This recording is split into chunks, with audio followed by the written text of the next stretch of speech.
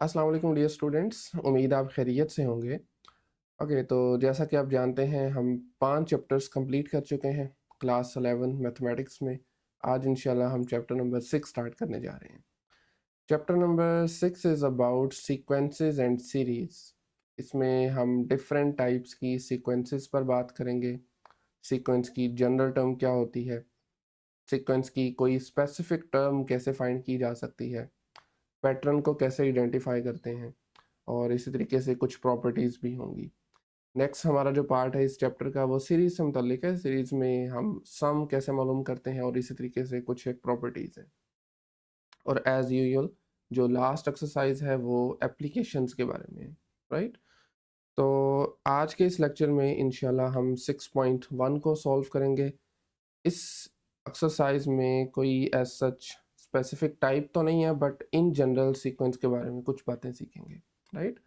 Sequence की terms के दरमियान आपने पैटर्न को आइडेंटिफाई कैसे करना है, सीक्वेंस की जनरल टर्म से क्या मुराद है, आप फाइंड कैसे कर सकते हैं, और इस तरीके से कुछ बेसिक चीज़ें हैं इस लेक्चर में। सो ओके, सबसे पहले एक एज यूजुअल इंट्रोडक्शन है, आप इसको रीड कर सकते हैं। इसमें इसकी एप्लीकेशंस वगैरह लिखी हुई हैं।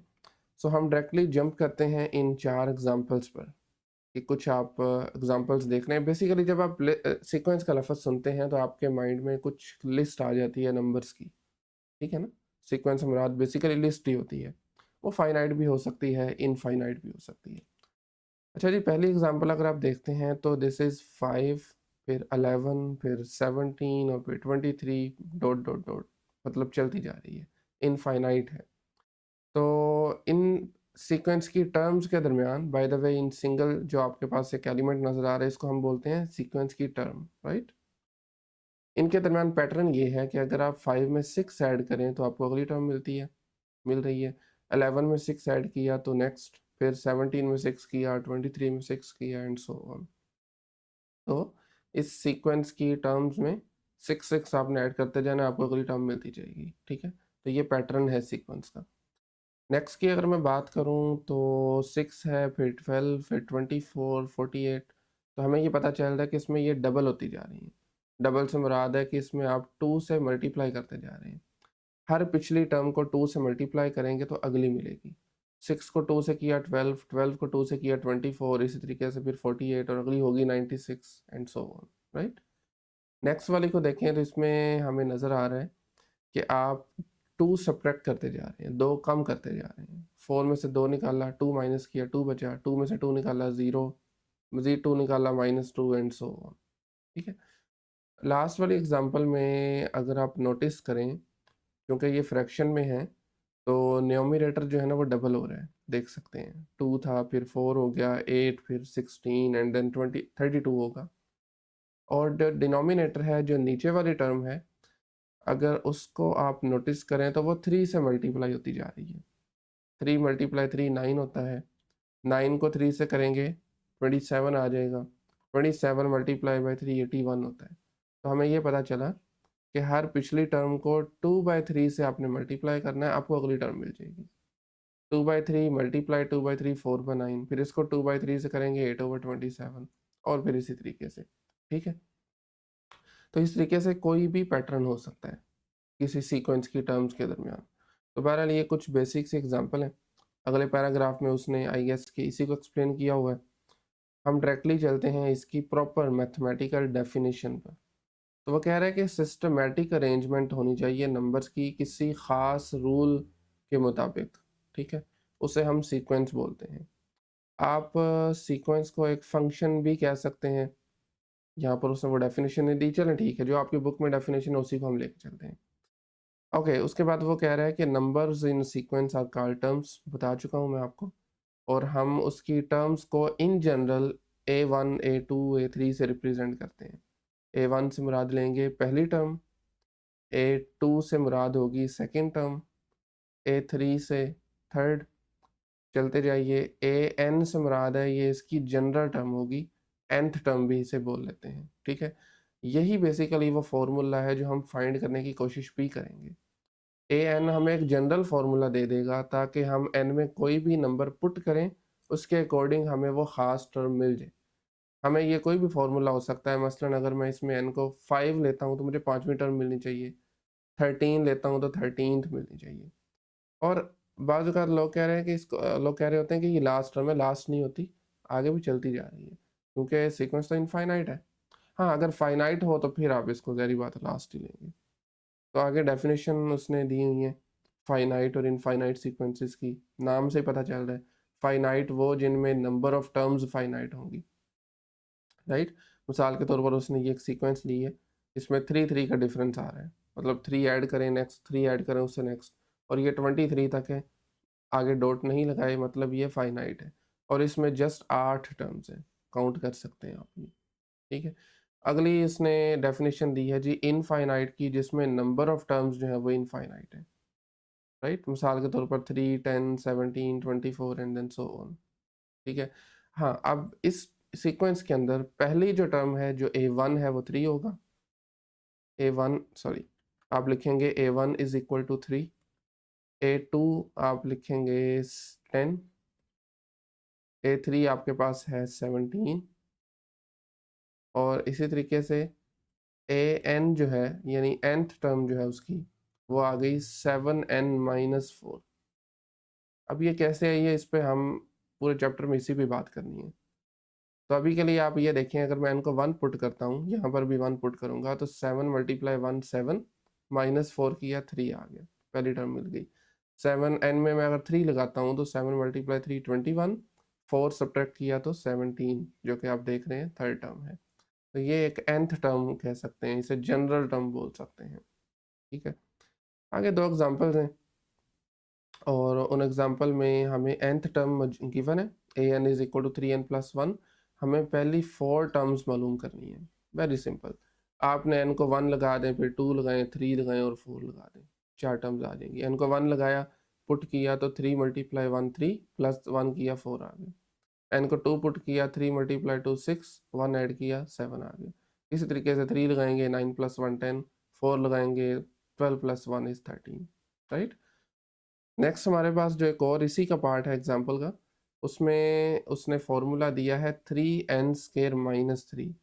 तो अगेन n को 1 पुट किया, ये बना 3 × 1² - 3 विच इज़ 0, पहली टर्म उसकी 0 आ गई। n को 2 पुट करेंगे, 3 × 2² - 3, 2² 4 होता है, 3 × 4 12, 3 माइनस किया 9 आ गया।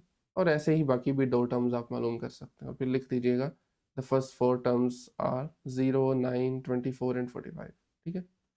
अच्छा, अब यहाँ पर आप ये टाइप्स देख रहे हैं सीक्वेंस की, 3 टाइप्स हैं जो हमने इस चैप्टर में सीखनी है, अरिथमेटिक है, जियोमेट्रिक है और हार्मोनिक है।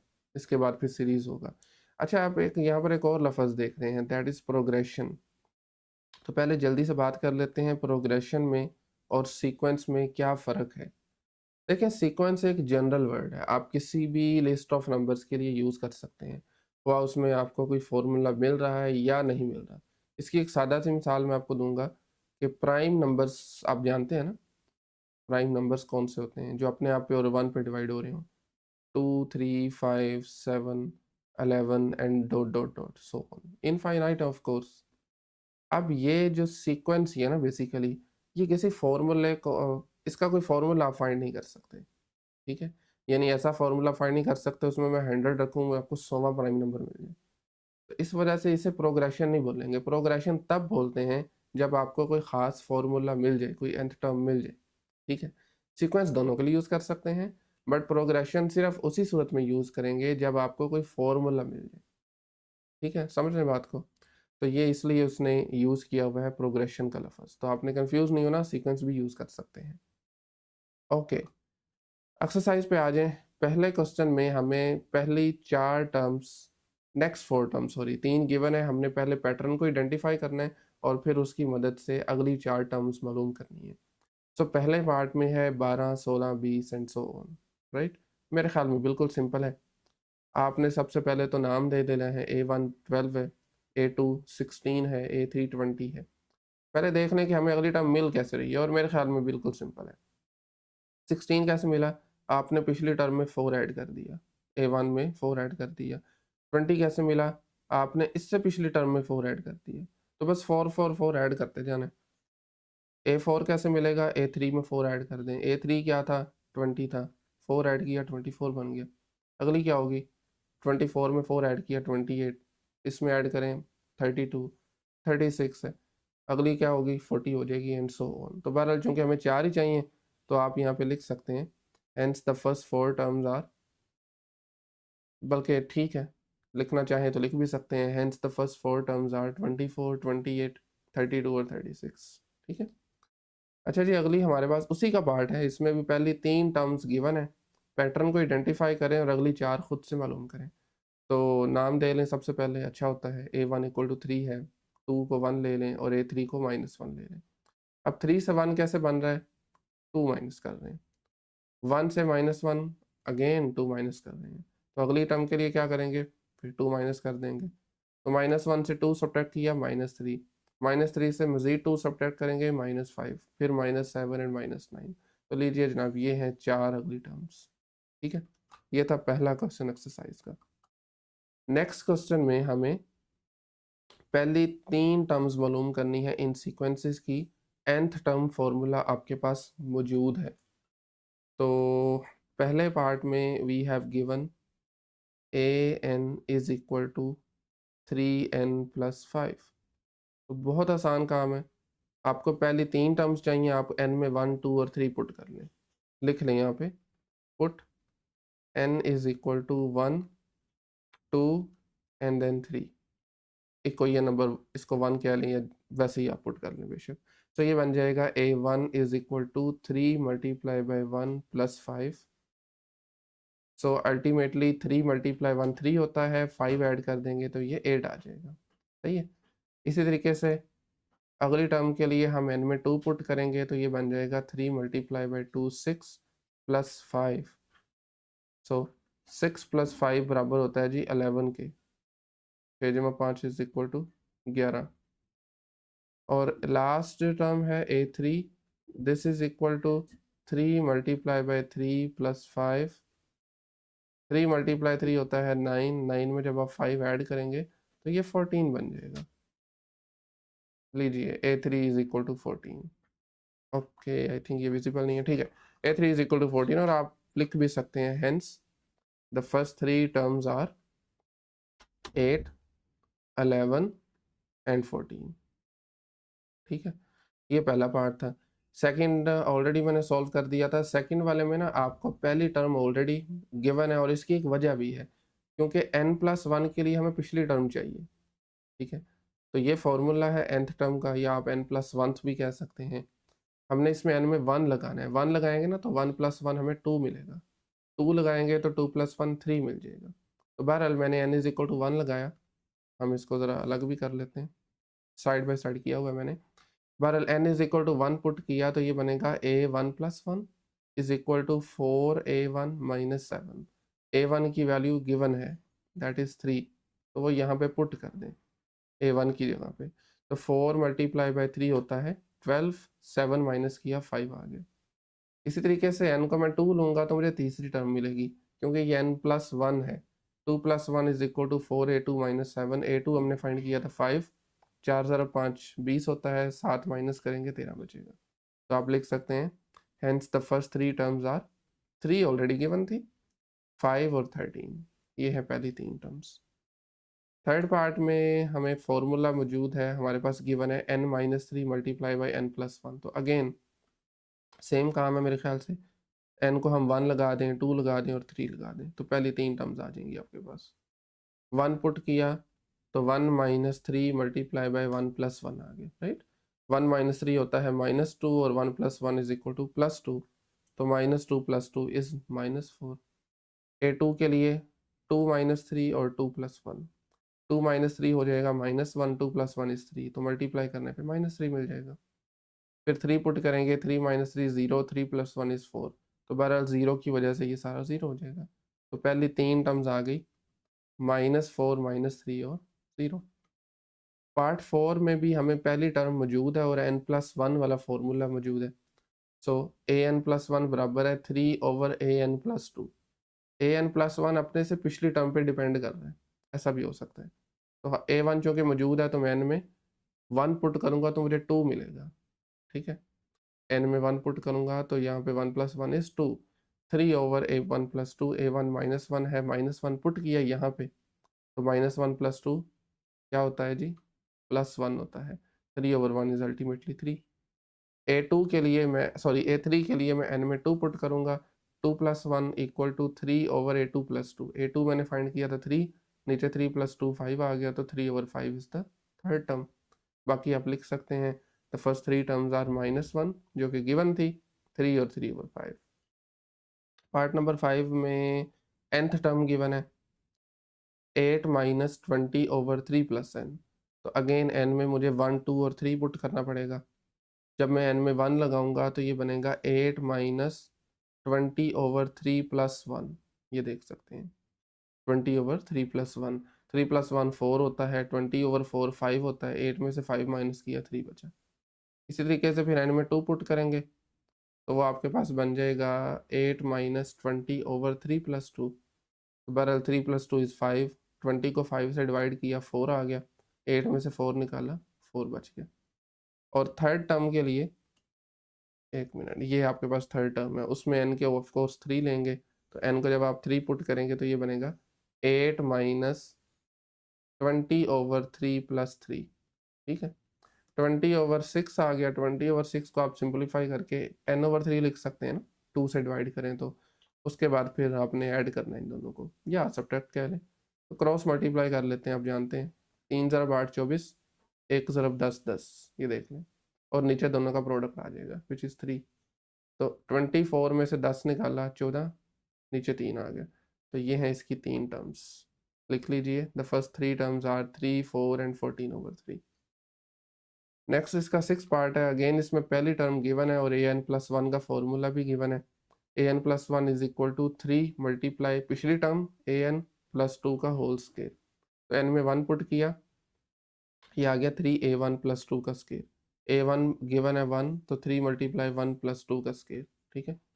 सो यहाँ पर आपके पास बन जाएगा ये 25 5 का स्केयर, ठीक है। इसी तरीके से सेकंड टर्म, बल्कि थर्ड टर्म मालूम करने के लिए आपको करना पड़ेगा यहाँ पर n में 2 पुट करना पड़ेगा, ठीक है। तो ये 2 + 1 बन गया, 2 + 1 आप जानते हैं 3 होता है, it is equal to 3a2 + 2, a2 हमने फाइंड किया था 25, 25 मल्टीप्लाई बाय 3 इज 75, और 75 + 2 इज 77, 77 का आपको स्केयर देखना है बेसिकली। तो अगर आप ये कैलकुलेट करते हैं तो this is equal to sorry, ये आपके पास बनता है 5929, 5929, ठीक हो गया।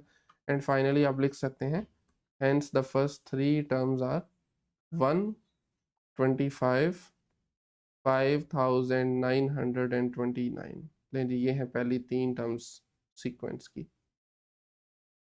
7th पार्ट है, इसमें आपका फॉर्मूला है an is equal to -2n का होल स्केयर, तो फिर हम इसमें n को 1 ले लेंगे, फिर 2 ले लेंगे, 3 ले लेंगे, क्वेश्चन मैंने ऑलरेडी सॉल्व किया हुआ है और आप इसको इजीली देख सकते हैं। 1 पुट किया तो -2 का स्केयर विच इज़ 4, 2 पुट किया -2 मल्टीप्लाई 2 -4, इसका स्केयर किया 16 आ गया, 3 पुट किया -2 मल्टीप्लाई 3 6, 6 माइनस का है, ऊपर इवन पावर है तो पॉजिटिव हो जाएगा 36। तो लीजिए first 3 terms are 4 16 and 36। And finally इसका लास्ट पार्ट है, इसमें -1 की पावर n है, 7 और फिर n स्केयर है। अगेन सेम काम है, पहले n को 1 ले लीजिए, फिर 2 ले लीजिए और 3 ले लीजिए। जब आप n को 1 पुट करेंगे तो आपके पास बनेगा a1 इज इक्वल टू -1 की पावर 1, ये देखना n है, 7 और फिर 1 का स्केयर। अच्छा, पावर ऑड हो तो आप जानते हैं माइनस आ जाता है, इवन हो तो माइनस खत्म हो जाता है, तो ये -7 बनेगी, ठीक है। इसी तरीके से -1 की पावर 2 लें, 7 और साथ में n की जगह 2, 2 का स्केयर, 7 4 28, और यहाँ से ये ख़त्म हो जाएगा, पॉजिटिव आ जाएगा, पॉजिटिव का 28।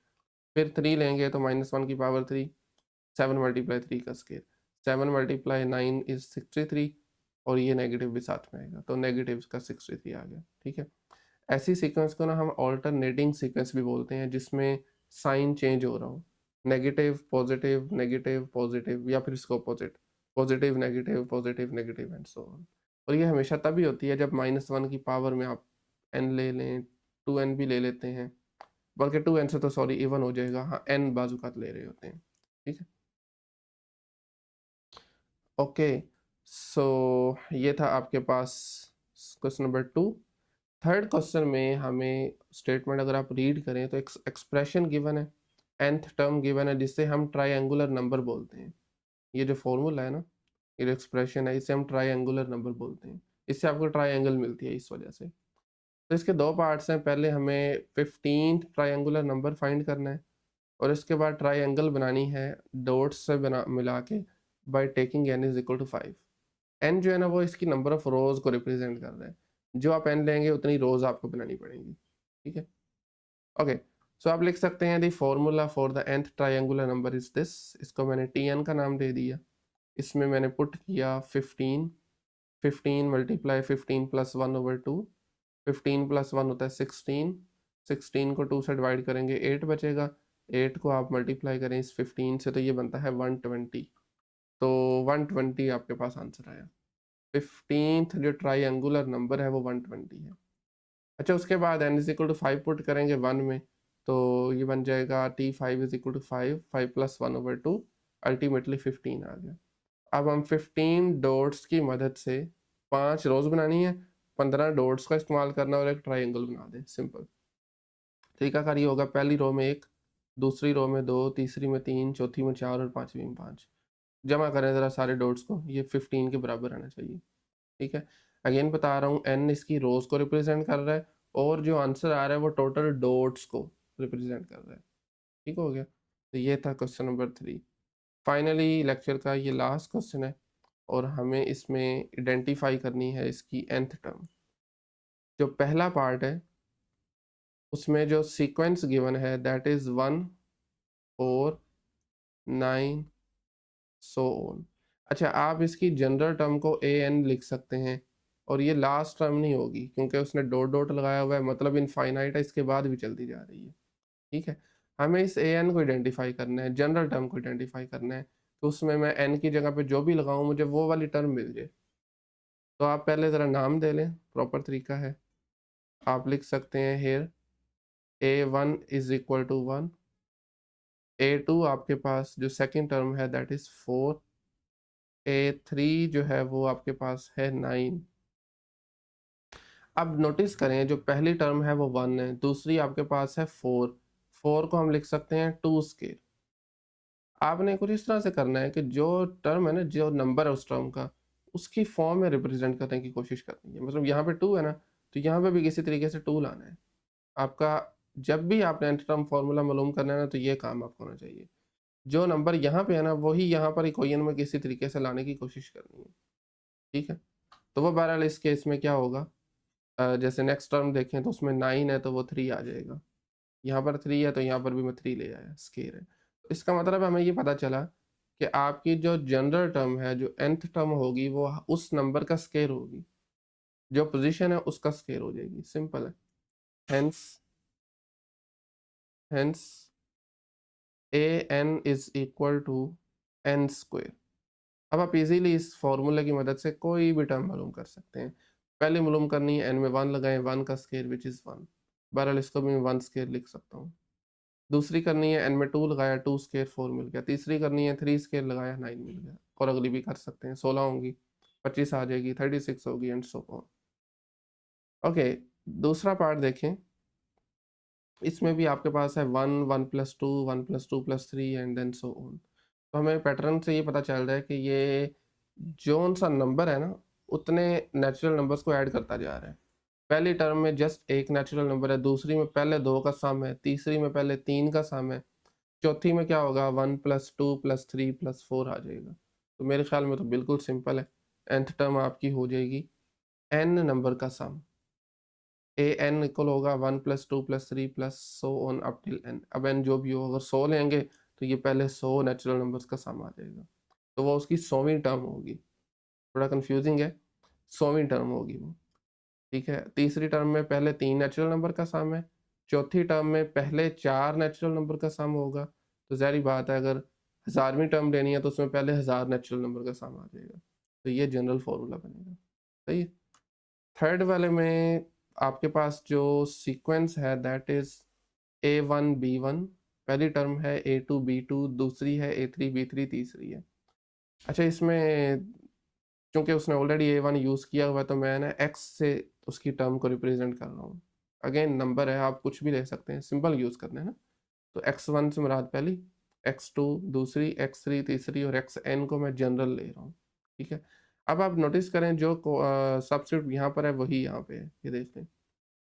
सिमिलरली यहाँ पे 2 है तो यहाँ पे 2 आ गया, a और b फिक्स आ रहे हैं। सिमिलरली यहाँ पर भी देखिए, तो मेरे तो ख्याल में ये तो बिल्कुल सिंपल काम है।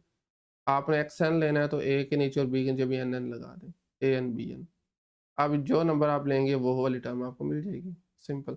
आपने 10th लेनी है तो n में 10 लगा दें, तो वो होगी a10 b10, right. Next part देखिए, this is x 2x square 3x cube and then so on. Again मैंने जनरल टर्म को an का नाम दे दिया, a1 आपके पास है x, a2 है 2x स्क्वायर। अच्छा, क्या मैं x को लिख सकता हूँ? एक मिनट ज़रा, क्या हम इस x को लिख सकते हैं 1x की पावर 1? एक ही बात होगी ना। आप इसको लिख सकते हैं 1, कोफिशिएंट ले लें और x की पावर में 1 ले लें। तब आप देख रहे हैं पहली टर्म में कोफिशिएंट भी 1 है, पावर भी 1 है। दूसरी टर्म में कोफिशिएंट भी 2 है, पावर भी 2 है। तीसरी टर्म है कोफिशिएंट भी 3, पावर भी 3। तो nth टर्म लेनी है, कोफिशिएंट भी n ले लें, पावर भी n ले लें, सिंपल। nx की पावर n आ जाएगा, तो ये जनरल टर्म मिल गई हमें, right. Next question number I mean 4 का 5th पार्ट देख लीजिए। इसमें आपके पास है पहली टर्म a1, दूसरी आपके पास है a1 प्लस डी, थर्ड आपके पास है जी a1 प्लस 2d, और इसी तरीके से आप इसकी जनरल टर्म को an ही ले सकते हैं, an ही ले लेते हैं जनरल टर्म को। एक चीज़ नोटिस करें, a1 फिक्स है और d भी फिक्स है। नंबर चेंज कौन सा हो रहा है? ये वाला। यहाँ पे ये 0 है, a1 प्लस 0d भी तो लिखा जा सकता है ना। मैं बहरहाल इसको प्रॉपर वे में लिख देता हूँ here, a1 is equal to a1 plus 0d। मैं 0d खुद से लिख रहा हूँ एक पैटर्न बनाने के लिए, ठीक है। और उसके बाद a2 हमारे पास क्या आ रहा है? a1 तो फिक्स है, बहरहाल d भी फिक्स है, a1 प्लस 1d आ रहा है, ऐसा ही है ना। और a3 क्या आ रहा है? अगेन a1 फिक्स है, d भी फिक्स है, d का जो कोफिशिएंट है वो चेंज हो रहा है। तो मेरे तो ख्याल से पैटर्न आइडेंटिफाई हो चुका है। बस मैं एक ये लाइन यहाँ से कॉपी कर लूँ, आप इजीली लिख सकते हैं, hence the nth term would be, जरा गैस करें, ट्राई करें क्या होगी nth टर्म आपकी। an is equal to a1 तो फिक्स है, d भी फिक्स है, मैं d को भी लिख रहा हूँ। d के साथ जो नंबर आ रहा है ना वो इससे एक कम है। अगर 3 था ये 2 आ रहा है, अगर ये 2 है तो 1 आ रहा है, अगर ये 1 है तो ये 0 आ रहा है। तो आपको बस एक कम करना है, यहाँ पे n है तो एक कम करेंगे, क्या बनेगा? n-1 आ जाएगा, n-1 multiply by T, that's it. तो ये है इसकी nth term. By the way एक और चीज़ बता दूं, इस सीक्वेंस को हम बोलते हैं अरिथमेटिक, जिसको इंशाल्लाह हम अगली एक्सरसाइज में कवर करेंगे। ठीक हो गया, ओके। 6th पार्ट को देखिए, अगेन सेम लाइंस पे एक मरतबा आपने वैसे ही लिख लेना है। a1 पहली टर्म है, a1 multiply by r is the second term, a1 r square is the third term, और चलते जाइए, an जो है ना वो इसकी nth टर्म होगी, एंड सो ऑन। अगेन आपने नाम दे लेना पहले, hair a1 is equal to a1, a2 is equal to a1r, a3 is equal to a1r square. कुछ चीज़ें मिलती जुलती हैं। अब देखें, a1 फिक्स आ रहा है, r भी फिक्स आ रहा है, जस्ट पावर चेंज हो रही हैं, r की पावर चेंज हो रही हैं। आप यहाँ पर देखें, r की पावर है 1, 2 थी तो एक कम पावर है, यहाँ पर 3 है तो थर्ड टर्म है, पावर एक कम है, तो यहाँ पर इजीली आप 0 लिख सकते हैं। किसी भी नंबर की पावर नॉन जीरो की 1 होती है ना, तो आप इसको लिख सकते हैं जस्ट एक पैटर्न बनाने के लिए। तो देखें, यहाँ पे 1 है, पावर 0 आ गई, यहाँ पे 2 है, पावर 1 आ गई, 3 है, पावर 2 आ गई। तो मेरे ख्याल से वीडियो पॉज करके ज़रा कोशिश करें खुद से गैस करने की कि nth टर्म क्या होगी, which is very simple. A1 तो फिक्स है ना, उसको नहीं छेड़ना आपने, R भी फिक्स है, बस R की पावर में यहाँ जो नंबर बढ़ा ना उसे कम करना है आपने, कम करने के लिए n-1 कर दें, दैट्स इट। और एक और बात बता दूं, इस सीक्वेंस को हम बोलते हैं या इस प्रोग्रेशन को बोलते हैं ज्योमेट्रिक प्रोग्रेशन। इसको भी हम अगली एक्सरसाइज में कवर करेंगे, ठीक है। ओके, सेवन्थ पार्ट देखिए, आई थिंक सेकंड लास्ट है, ठीक है। सेवन्थ वाले में हमें जो सीक्वेंस गिवन है that is A1 over B1 plus C1, A1 over B1 plus C1। Next term है हमारे पास जी A2 over B2 plus C2, ये सेकंड टर्म है बाय द वे, और 2 भी आ रहा है सॉरी साथ, 2A2 over B2 plus C2। Third term है 3A3 over B3 plus C3, और इसकी जो nth टर्म है उसको मैं xn ले रहा हूँ क्योंकि a पहले उसने यूज़ किया है, कन्फ्यूजन से बचने के लिए हम इसको xn ले लेते हैं। ओके, तो अब आप देख सकते हैं जी पहली जो टर्म है यहाँ पर, इसको हम x1 कहेंगे, वो आपके पास है A1 over B1 plus C1। Again नामों से कंफ्यूज नहीं होना, आप T1 ले लें, आप M1 ले सकते हैं, बट ज़्यादातर हम A और X को यूज़ कर रहे होते हैं। A1, अब मैंने A यूज़ इसलिए नहीं किया क्योंकि उसने A1 उधर राइट साइड पे दिया हुआ है मुझे, इस वजह से। तो पहली टर्म है A1 over B1 plus C1। दूसरी टर्म आप देख सकते हैं this is 2A2 over B2 plus C2। इसी तरीके से थर्ड टर्म की बात की जाए तो वो आपके पास है 3A3 over B3 plus C3। एक minute, okay, 3A3 over B3 plus C3। तो सबसे पहले आपने एक पैटर्न को आइडेंटिफाई करना है। देखें जो टर्म है ना जिस नंबर पे पड़ी है वही सबस्क्रिप्ट भी आ रहे हैं। ये 2 थी, दूसरी टर्म थी, ऊपर भी 2, नीचे यहाँ पे भी 2, यहाँ पे भी 2, और बाय द वे ऊपर वाले का कोफिशिएंट भी 2 है। तो इसकी वजह से मैं 1A1 भी तो लिख सकता हूँ ना, क्या ख्याल है? 1A1 लिखें, वो जो कि अल्टीमेटली तो खैर A1 ही बन जाएगा मल्टीप्लाई होने के बाद। तो मेरे ख्याल से तो nth टर्म जो बनेगी इसकी, that would be xn is equal to n, और a के साथ भी n, b के साथ n, और c के साथ n, n bn plus cn। लें जी, ये आपके पास उसकी nth टर्म आ जाएगी, वेरी सिंपल।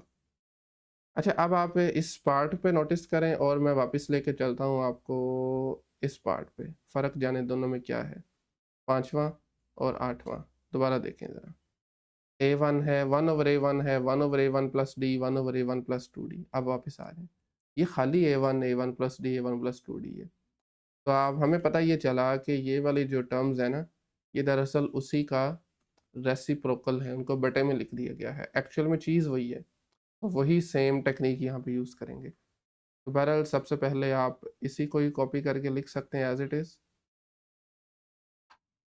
ये अपनी प्रैक्टिस बना लें कि जब भी आपने क्वेश्चन करना है ना, एक मरतबा क्वेश्चन को एज इट इज़ लिख लिया करें, बेहतर होता है।